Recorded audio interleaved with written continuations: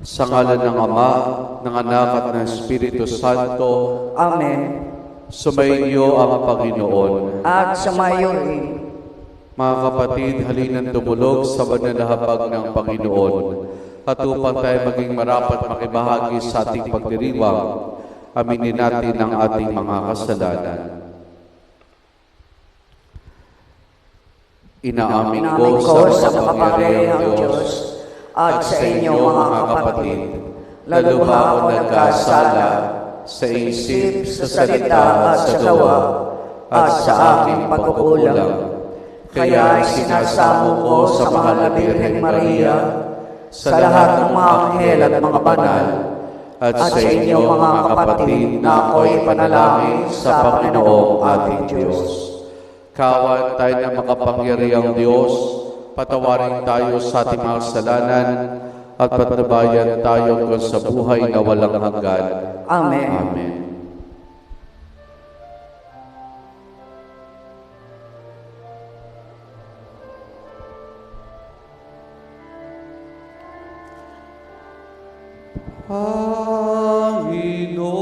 Panginoon, kaawaan mo kami.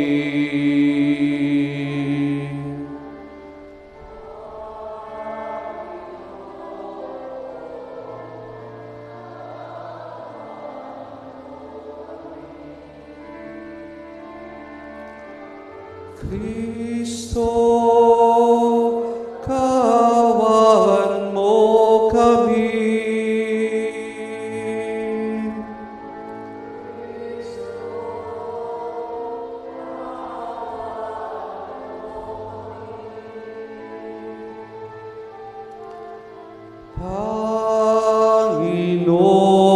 Panginoon, kaawaan mo kami.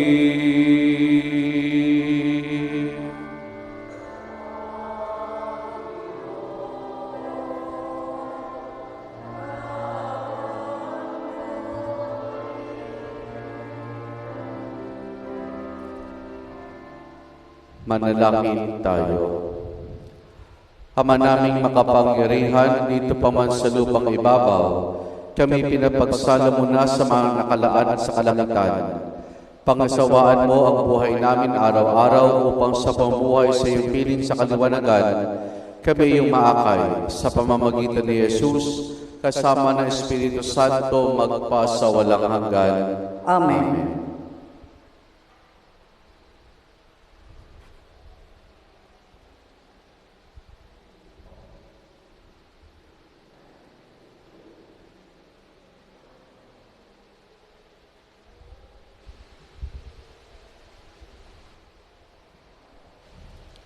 Ang salita ng Diyos mula sa aklat ni Propeta Mikas. Patnubayan mo ang iyong bayan, Panginoon, ang bayan na iyong hinirang. Nag-iisa siya sa gitna ng matabang lupain. Bayaan mo silang manirahan sa magandang pastulan ng basan at galaan. Magpakita ka sa amin ng mga kababalaghan, tulad noong ilabas mo sa Ehipto ang iyong bayan. Wala nang ibang Diyos na tulad mo. Pinatatawad mo ang mga kasalanan ng nalabi sa bayan mong hinirang. Hindi ka nagkikimkim ng galit. Sa halip ay pinadarama mo sa kanila ang tapat mong pagmamahal. Muli kang mahahabag sa amin. Lilimutin mo ang mga pagkakasala namin at ihahagi sa kalaliman ng dagat. Ipamamalas mo ang iyong katapatan sa Israel at ang walang maling na pag-ibig sa angka ni Abraham. Gaya ng iyong ipinangako sa aming mga magulang mula pa ng unang panahon. Ang salita ng Diyos.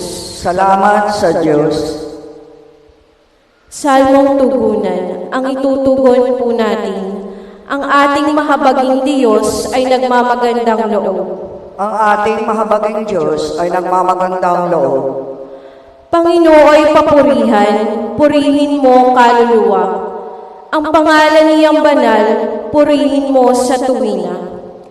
Ikaw, aking kaluluwa, ang Diyos ay papurihan, at huwag mong lilimutin yaong kanyang kabutihan. Ang ating mahabaging Diyos ay nagmamagandang loob. Ang lahat kong kasalanay, siya ang nagpapatawad. Ang anumang aking sakit, ginagamot niya lahat. Sa bingit ng kamatayan, ako ay inililigtas, at pinagpapala ako sa pag-ibig niya't habag. Ang ating mahabaging Diyos ay nagmamagandang loob. Banayad nga kung magalit, hindi siya nagtatanim. Yaong taglay niyang galit, hindi niya kinikimkim. Kung siya ay magparusa, di katumbas ng pagsuway, di na tayo sinisingil sa nagawang kasalanan.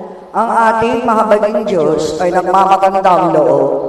Ang agwat ng lupa't langit, sukatin may hindi kaya. Gayon ang pag-ibig ng Diyos sa may takot sa Kanya.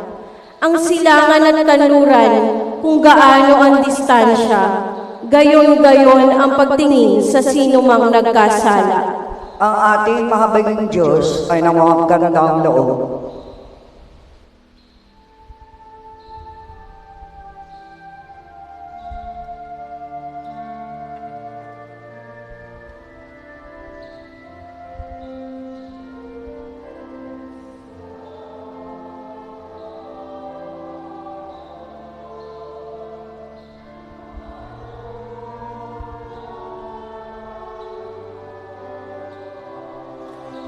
Sa pagmamahal, naroroon ng Diyos.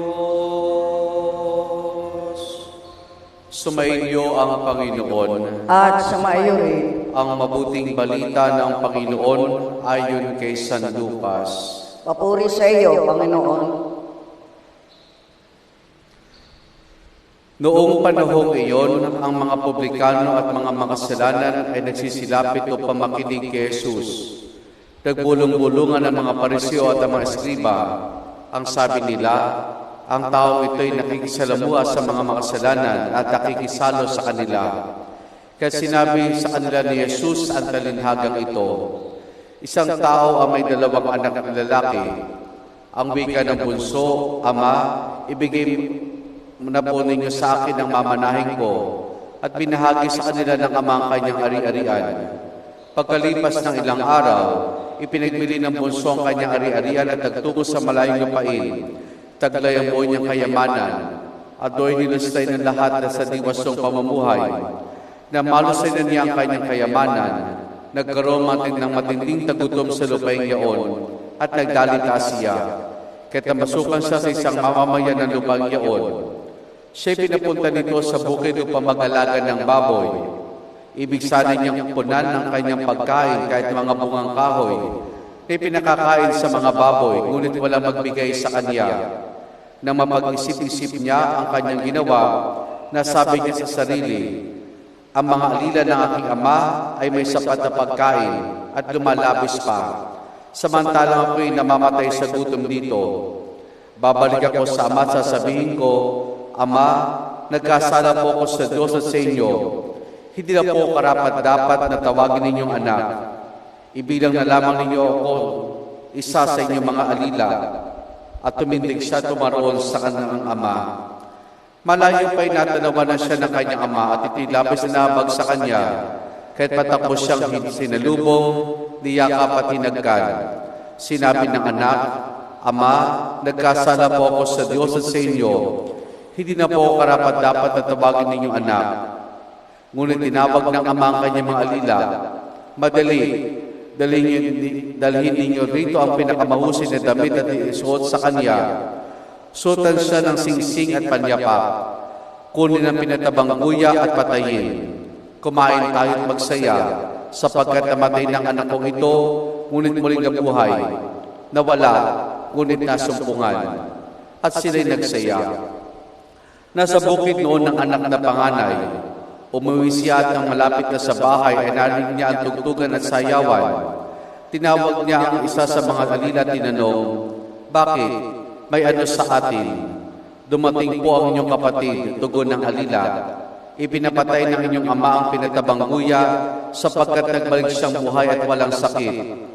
Nagalit ang panganay at ayaw nitong pumasok sa bahay. Kaya tumabas ang kanyang ama at inamong-amo siya. Ngunit sinabi nito, pinaglingkuran ko po kayo sa loob ng maraming taon at kailan may hindi ko kayo sinuway. Ngunit minsan hindi niyo ako binigyan ng kahit isang bisidong kambing para magkatuwaan kami ng aking mga kaibigan. Subalit ang dumating anak ninyo lumustay ng inyong kabuhayan sa masasamang babae, ipinagpatay pa ninyo na pinatabang guya. At sumagot ang ama, anak, lagi kitang kasama, ang lahat ng ari-arian ko'y sa iyo. Ngunit dapat tayo magsayas at magalak sapagkat namatay na ang kapatid mo. Ngunit muli siyang nabuhay, nawala, ngunit nasumpungan. Ang mabuting balita ng Panginoon. Pinupuri ka namin, Panginoong Hesukristo. Magandang umaga po sa ating lahat. Mga kapatid, lahat tayo ay pamilyar sa talinhagang ito na ipinahayag natin ngayon. Madalas sa tawag natin dito ay the parable of the prodigal son o ang talinhaga ng alibughang anak. Inahayag ni Jesus ang talinhagang ito hindi lang para sa mga makasalanan na binibigyan ng Diyos sa pagkakataon para makapagbalik loob, kundi inahayag niya, partikular po sa mga pariseo at mga eskriba. Bakit po? Kasi nung nakita nila nagsisilapit at ang mga makasalanan publikano sa ating Panginoon nakikisalo si Jesus sa kanila kagad din sinabi na tignan niyo ang taong ito, nakikisalamuha sa mga makasalanan. Kaya yung talinhagang ito, mga kapatid, tumutukoy, partikular po, dun sa panganay na anak. Sapagkat yung panganay na anak ay kumakatawan dun sa mga pariseo at publikano na tinabagang sa kanilang pananalita ay ayaw nilang papabilang sa mga pinaghaharian ng Diyos. Ngayon, sa pananalita ng panganay na anak, na nung inamo-amo siya ng kanyang ama, ang sinabi niya dito, pinaglingkuran ko po kayo ng loob ng mahabang panahon at minsan hindi ko kayo sinuway. Pero minsan, hindi niyo man lang ako binigyan ng kambing para magkatuwaan kaming mga magkakaibigan. Pero samantalang itong anak ninyo na nasay ang inyong kayamanan ay pinagpapatay niyo pa ng matabang guya nung siya ay umuwi. Kung titignan natin mga kapatid, patas nga ba? Is it fair? Is it fair na ipagpatay ng matabang guya ng ama ang kanyang bunsong na anak? Is it fair na hindi bigyan ng kambing ang kanyang panganay na anak para magkatuwaan silang mga magkakaibigan? Is it fair? Patas ba ito? Tama ba ito? Ano sa palagay ninyo? Ano sa palagay ninyo? Ang sagot po diyan ay, yun yung maling tanong. Yun yung maling tanong. Kung patas ba o hindi. If it is fair or not. Hindi yun po yung tamang tanong. Dito, ipinahayag din mga kapatid, yung dakilat nag-uumapaw na habag ng Ama, ng Diyos, sa kanyang mga anak, sa bawat isa sa atin. Ipinahayag dito ang nag-uumapaw na pagmamahal, habag ng Diyos para sa bawat isa sa atin. Kasi ang isa sa ating buhay, kapag ka-feeling natin, parang nalalamangan tayo, halimbawa, yung kapatid mo, binigyan ng mas magandang pasalubong kaysa sa iyo. Sasabihin pa, parang namang hindi fair si tatay, si nanay, parang hindi patas. Pero nga kami may pasalubong, pero mas maganda yung sa Kanya. So pagka ganyan, mainis tayo, magtatampo tayo, magdadamdam tayo, bagamat para naman tayo may pasalubong. Kaya lang kasi ang perception natin, bakit ganun? Para mas maganda yung sa Kanya, yung sa akin, ganito lamang. Kung pagiging fair ang pag-uusapan, mga kapatid, kawawa tayo. Kung yan ang paiiralin ng Diyos sa atin, kawawa tayo. Pero hindi ganyan ng Diyos. Nag-umapaw ang kanyang habag, ang kanyang pagmamahal sa bawat isa sa atin. Para isipin natin, parang hindi naman nata patas, nagkasala siya, bakit pinatawad? Bakit gano'n-gano'n na lamang? Hindi man lang pinahirapan, hindi man lamang pinarusahan, para hindi nga patas. Pero hindi na pamamaraan ng Diyos. Ang pamamaraan ng Diyos, pag-uumapaw ng pagmamahal at habag at nangingibabaw parati sa Kanya. Yung bunsong anak, yun ang kailangan niya. Yung habag. Nagkasala siya, umamin, pinatawad, tinanggap, minahal. Yung kasi yung kinakailangan ng anak ng pagkakataong yaon. Yung pangunawa, yung pagkapatawad ng kanyang ama. Yung panganay na anak, hindi na kailangan. Bagamat sabi nga ng ama, lahat ng sa akin ay iyo. Pero na yung wala dun sa anak na panganay, yung habag na mayroon ng kanyang ama. Dahil kung meron siyang habag at pagmamahal at tulong ng kanyang ama, madali niyang tanggapin, patawarin din ang kanyang nakababatang kapatid. Madali niyang tanggapin at patawarin ang kanyang nakababatang kapatid. Mga kapatid, nasanay tayo parati doon sa kinakailangang patas. Kung meron siya, dapat meron din tayo. Pero hindi yun ang pamamaraan ng Diyos. Hindi yun ang pamamaraan ng Diyos. Dahil kung yun ang pahihiralin ng Diyos sa atin, sa atin, malamang nagkikimkim tayo parati ng galit. Bakit pinatawad ng Diyos? Napakabigat ng kanyang kasalanan kumpara sa nagawa kong pagkakasala. Ganun kasi ang Diyos, nagmamahal, umuunawa, tumatanggap. Amen.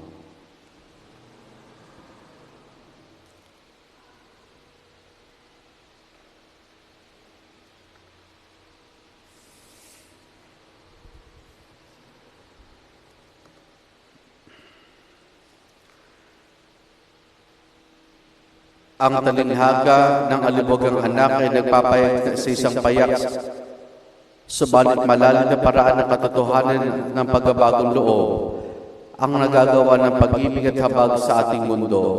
Pinakikilos tayo nito upang agad na lumapit sama sa panalangin ating itutugon, Ama, ibali mo ang aming mga puso sa iyo. Bali mo ang aming puso sa iyo.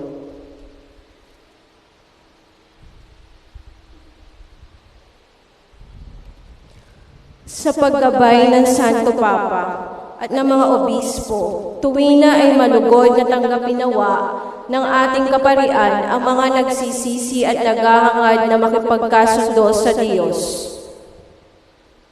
Manalangin tayo sa Panginoon. Ama, ibali mo ang aming mga puso sa iyo. Tulad ng waldas na Ama, naway maging bukas palad tayo sa pagpapatawad sa mga nakasakit o bumigo sa amin. Manalangin tayo sa Panginoon. Ama, ibalin mo ang aming mga puso sa iyo. Ang mga kasapi ng pamilya na may alitan sa isa't isa, naway mas piliin ng magpatawad at makapagkasundo. Manalangin tayo sa Panginoon. Ama, ibalin mo ang aming mga puso sa iyo. Ang mga makasalanan, naway mapukaw ang loob na magsisi at hingi ng kapatawaran sa kanilang mga kasalanan sa sakramento ng kumpisal. Manalangin tayo sa Panginoon. Ama, ibalin mo ang aming mga puso sa iyo. Ang mga yumao, naway makarating sa kanilang walang hanggang tahanan. Manalangin tayo sa Panginoon. Ama, ibalin mo ang aming mga puso sa iyo.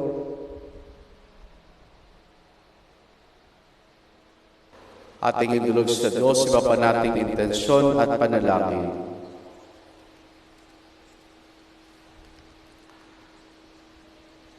Diyos na makapangyarihan, malugod mo nawang tanggapin ang mga panalangin ng mga makasalanang matapat na nagbabalik sa iyong pag-ibig at habag na hindi nagmamaliw. Hinihiling namin ito sa pamamagitan ni Jesus na aming Panginoon. Amen.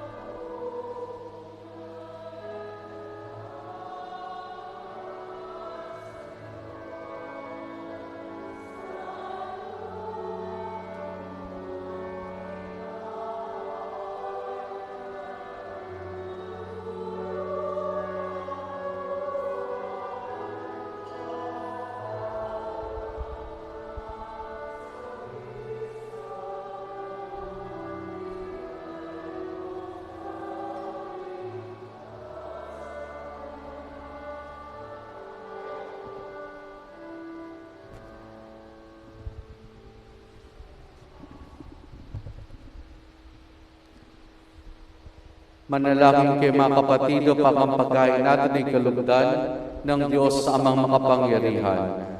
Tanggapin nawa ng Panginoon ito paghahain sa iyong mga kamay, sa kapurihan niya at karangalan, sa ating kapakinabangan at sa buong sambayan niyang banal.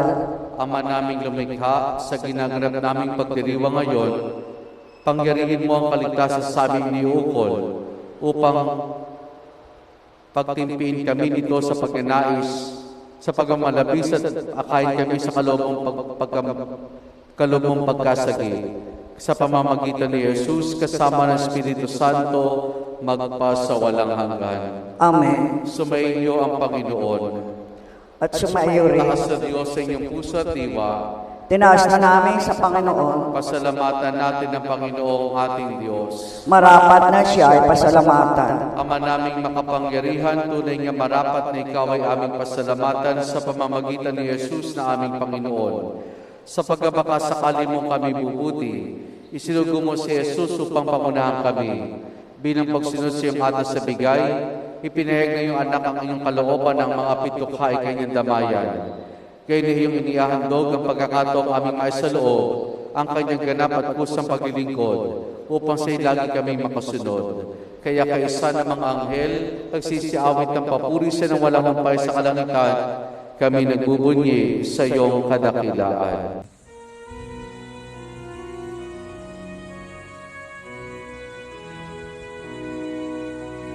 Santo, Santo, Santo, Panginoong Diyos ng mga hukbo, napupuno ang langit at lupa ng kadakilan mo. Hosana, Hosana sa kaitaasan, pinagpalang na paririto sa ngalan ng Panginoon. Hosana, Hosana sa kaitaasan.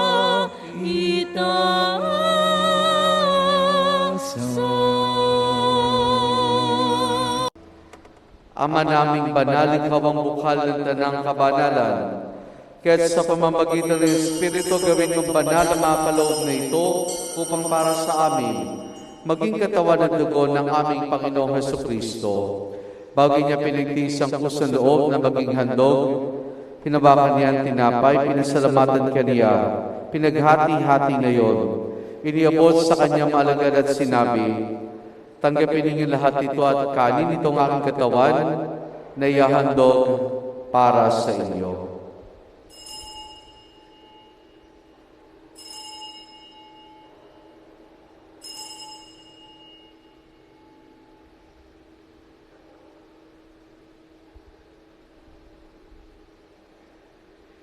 Ngayon din naman na matapos ang hapunan, hinawakan niya ang kalis. Muli kanyang pinasalamatan. Iniabot niyang kalis sa kanyang alagad at sinabi, tanggapin ninyo lahat ito at inumin itong kalis ng aking dugo, ng bago't walang hanggang tipan. Ang aking dugo na ibubuhos para sa inyo at para sa lahat sa kapagpapatawad ng mga kasalanan. Gawin ninyo ito sa pag-alaala sa akin.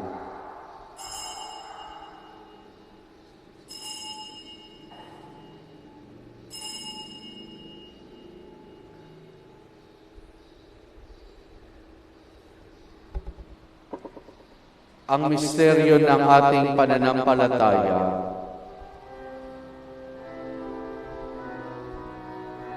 Sa krus mo at pagkabuhay, kami tinubuhos mong tunay. Poong Jesus, naming mahal, niligtas mo kaming tanan. Poong Jesus, naming mahal, ngayon at magpakailanman. Ama, ginagawa namin ngayon ang pag-alaala sa pagkamatay at muling pagkabuhay ng iyong anak, kaya tinialay namin sa iyo ang tinapay na nagbibigay buhay at ang kalis na kakaloob ng kaligtasan. Kami nagpapasalamat dahil kami minarapat na tumayo sa harap mo para maglingkod sa iyo. Isinasamo namin kami magsasalo-salo sa katawan at dugo ni Kristo ay mabuklod sa pagkakaisa sa pamamagitan ng Espiritu Santo. Ama, lingapin mo ang simbahan laganap sa buong daigdig.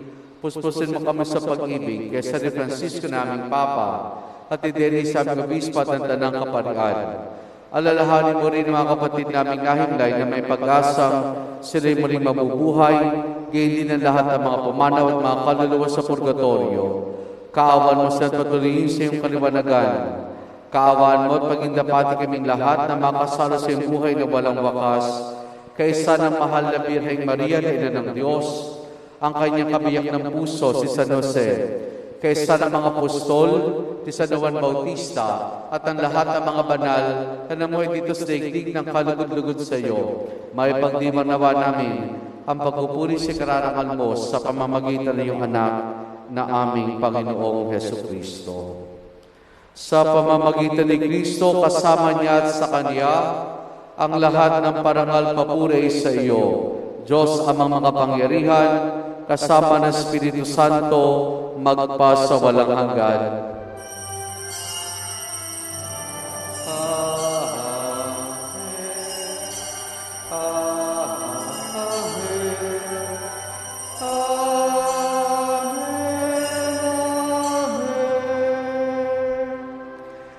Sa tagubilin mo ng kagagaling na utos sa turo ni Jesus na Panginoon natin na Diyos, ipahayag natin ng lakas loob.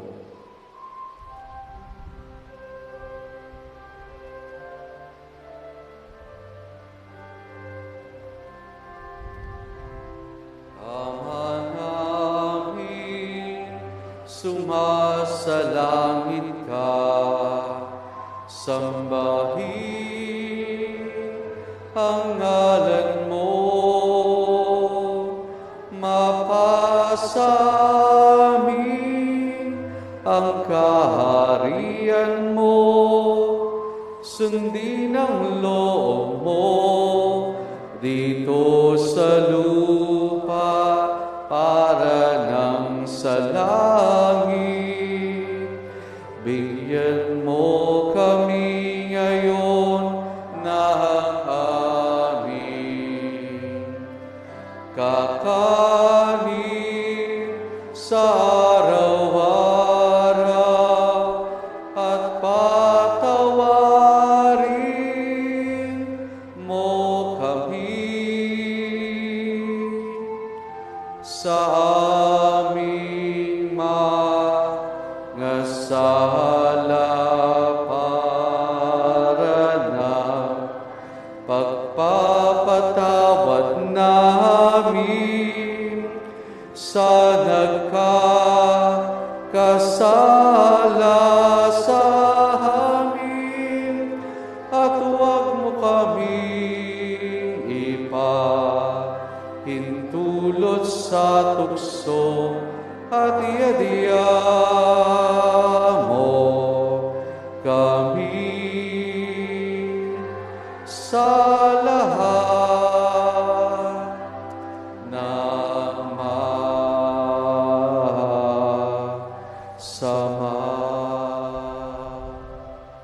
Hinihiling namin kay Maria sa lahat ng masama, pagkalooban ng kapayapaan, araw-araw iligtas sa kasalanan, at ilayo sa lahat ng kapahamakan, samantalang aming masayang pinananabikan ang dakilang araw ng pagpapahayag ng tagapagligtas naming si Jesucristo.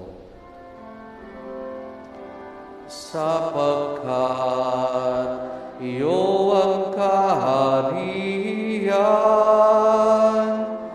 at ang kapangyarihan at ang kapurihan magpakailanman. Amen. Panginoong Jesucristo, sinabi mo sa mga apostol, kapayapaan ang iniwan ko sa inyo, aking kapayapaan ang binibigay ko sa inyo. Tunghayan mo ang aming pananampalataya at huwag ang aming mga pagkakasala. Pagkalooban mo kami ng kapayapaan at pagkakaisa ayon sa iyong kalooban, kasama ng Espiritu Santo, magpasawalang hanggan. Amen. Ang kapayapaan ng Panginoon ay lagi nawang sumainyo. At sumayo rin. Mga kapatid, maghangad at magbahagi po tayo ng kapayapaan ni Jesus sa isa't isa. Peace be with you po.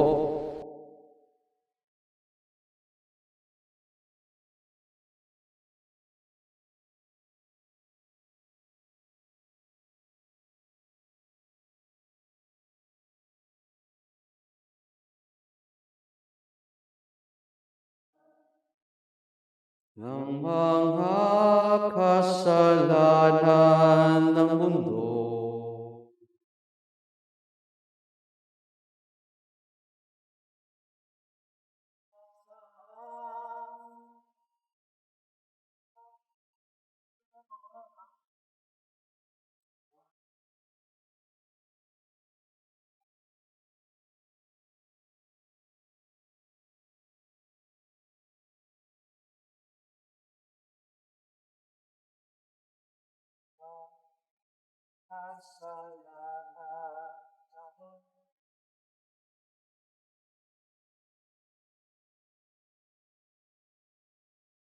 sa amin, Kordero ng Diyos,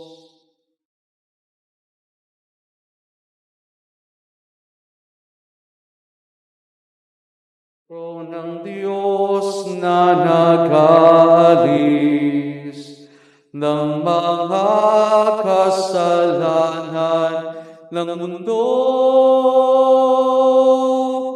ipagkaloob mo sa amin ang kapayapaan.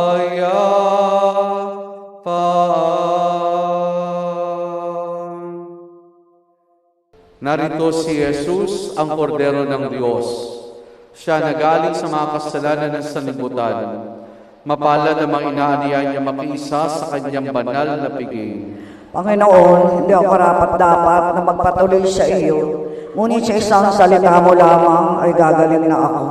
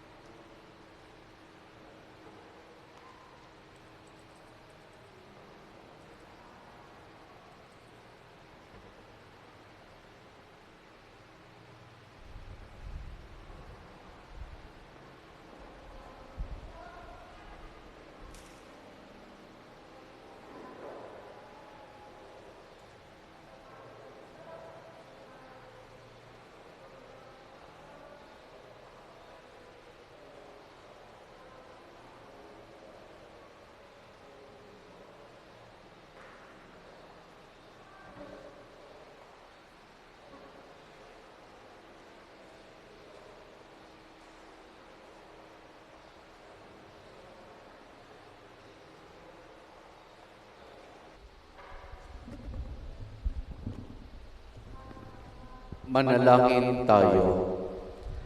Ama naming mapagmahal, lubos na bang manaig sa aming kalooban ang tinanggap naming banal na paikinabang upang mapagsaluhan namin ang ganap na bunga nito sa pamamagitan ni Jesus kasama ng Espiritu Santo magpasawalang hanggan.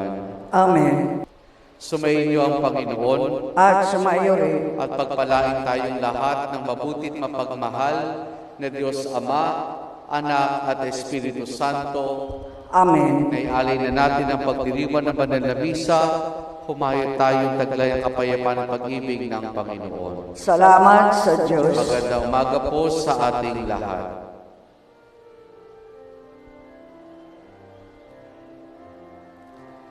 Di ba't sadyang may kapwa ang sarili, dapat hainan ng pagsisilbi at mamangha, ligaya'y dadalisay, pag sa kapwa buhay mo ay naalay. Bawat galing gamitin sa paglingap, laging damhim kung may naghihirap. At tandaan, ganiyang pagmamahalan, unang-unang atas ng kabanalan. Magandang umaga po sa ating lahat.